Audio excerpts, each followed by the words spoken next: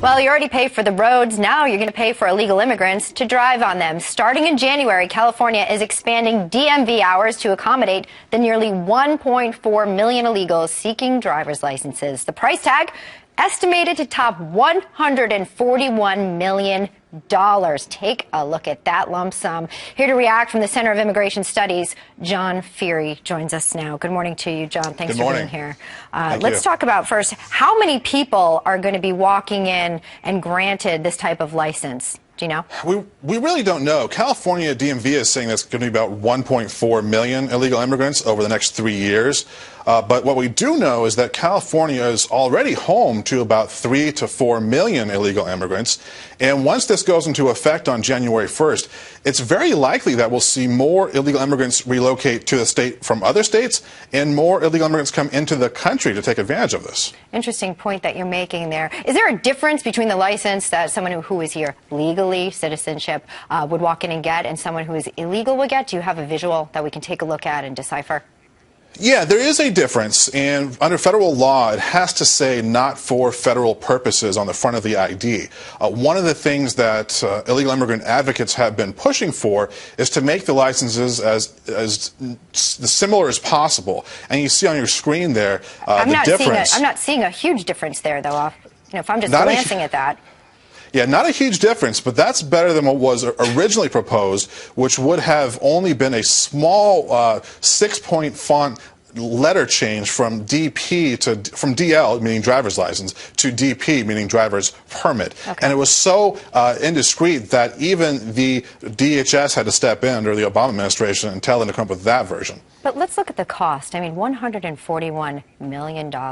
Break that down for us. How much is this training going to cost? Can the DMV, even in its capacity, handle an influx of 1.4 million illegal immigrants coming in to get licensed? Yeah, that's the big question. We don't even know. What we do know is that this DMV is bending over backwards to accommodate illegal aliens. They are extending office hours, something they've never done for American citizens. They are opening up the appointment date 90 days in advance, doubling it. It used to be only 45 days in advance.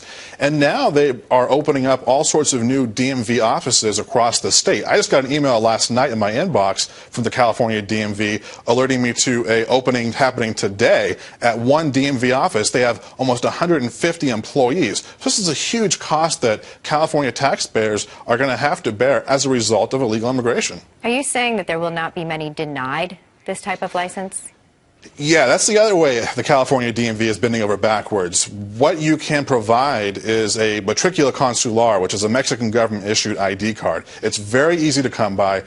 Any Mexican illegal alien can get one of these things. It's a very low standard of security.